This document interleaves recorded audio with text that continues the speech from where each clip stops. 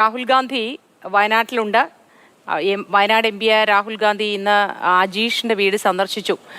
കാട്ടാനയുടെ ആക്രമണത്തിൽ കൊല്ലപ്പെട്ട അജീഷിന്റെ വീട്ടിൽ നിന്നും പുറപ്പെട്ടു. ഇപ്പോൾ പാക്കത്ത് പോളിന്റെ വീട്ടിൽ എത്തിയിട്ടുണ്ട്. വിവരങ്ങളുമായി KV രാഹുൽ ചേരുന്നു. രാഹുൽ ഗാന്ധി എം പി എത്തിയോ അവിടെ?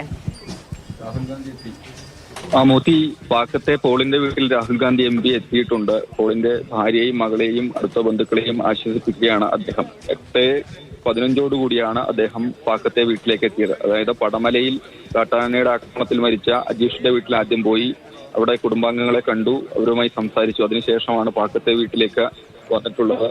എങ്ങനെയായാലും ഈ കുടുംബത്തിന്റെ ദൈന്യതകൾ, അതുപോലെ അനുഭവിക്കുന്ന ബുദ്ധിമുട്ടുകളൊക്കെ പോളിന്റെ ഭാര്യയും മകളും രാഹുൽ ഗാന്ധി എം പിക്ക് മുൻപിൽ പറയുന്നുണ്ട് എന്നാണ് നമ്മൾ മനസ്സിലാക്കുന്നത്. കാര്യങ്ങളൊക്കെ പറയുമെന്ന് മാധ്യമങ്ങളോട് അവർ പ്രതികരിക്കുകയും ചെയ്തിരുന്നു.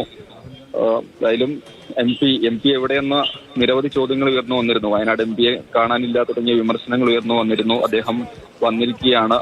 വന്യമൃഗ ആക്രമണത്തിന് മുൻപിൽ ഇരയായവരുടെ വീടുകളിലേക്ക് എത്തി കുടുംബത്തെ ആശ്വസിപ്പിക്കുകയാണ്. കാട്ടാനയുടെ ആക്രമണത്തിൽ പരിക്കേറ്റ് പോളിനെ ആദ്യം മാനന്തവാടി മെഡിക്കൽ കോളേജ് ആശുപത്രിയിലേക്കാണ് എത്തിക്കുന്നത്. പക്ഷേ ഇവിടെ നിന്ന് കോഴിക്കോട് മെഡിക്കൽ കോളേജിലേക്ക് മാറ്റേണ്ടതായി വന്നു. അപ്പോൾ മാനന്തവാടി ആശുപത്രിയിൽ ഇതിനനുസരിച്ചുള്ള വിദഗ്ധ ചികിത്സ നൽകാനുള്ള സൗകര്യമില്ല. അതുകൊണ്ട് തന്നെ 9:30 കാട്ടാനയുടെ ആക്രമണത്തിനിരയായി അതിനുശേഷം മാനന്തവാടി മെഡിക്കൽ ആശുപത്രിയിൽ പ്രവേശിപ്പിച്ചു. ഇവിടെ നിന്ന് 12:55 മാത്രമാണ് പോളിനെ കോഴിക്കോട് മെഡിക്കൽ കോളേജ് ആശുപത്രിയിലേക്ക് കൊണ്ടുപോകാനായി വരുന്നത്.